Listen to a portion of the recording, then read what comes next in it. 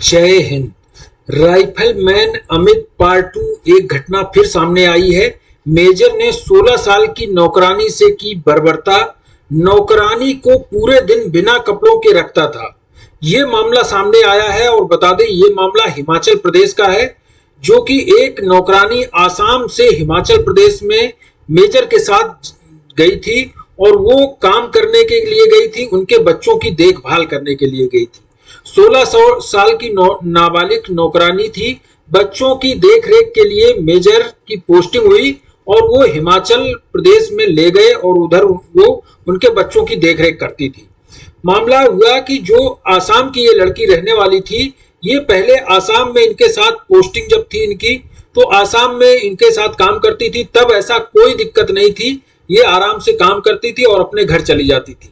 लेकिन जब इनकी पोस्टिंग हुई तो इनको लालच देके और कहा कि हम इतने रुपए आपको देंगे, हमारे साथ चलो। और उसके बाद जब वो वहां गई, पोस्टिंग होने के बाद उसे हिमाचल पालमपुर साथ में ले गए मेजर साहब जब साथ में ले गए, उसके बाद बड़ी घटना सामने आई है। और वो घटना है, इसने जाके जब पुलिस को बताई घटना तो सामने आई। बता दें, मेजर जो थे वो मारते थे, घंटों बिना कपड़ों के रखते थे, कूड़े से खाना देते थे। और 16 साल की नाबालिग लड़की आर्मी मेजर और उसकी पत्नी के जुल्मों की दास्तां सुनाते सुनाते फूट कर रोई।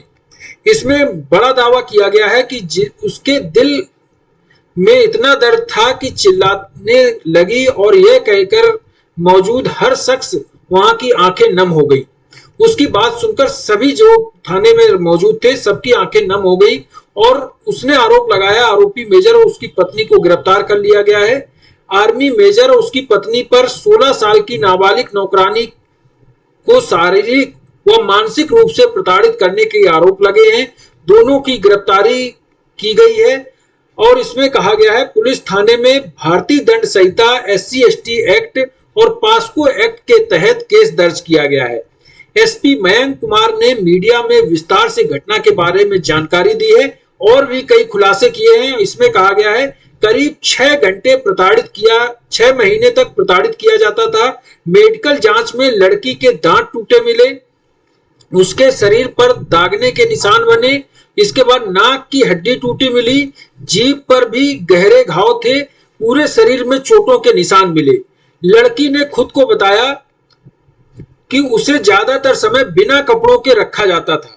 करीब 6 महीने से उसे प्रताड़ित किया जाता था। वह खाना मांगती थी तो उसे कूड़ेदान से खाना उठा के दे दिया जाता था।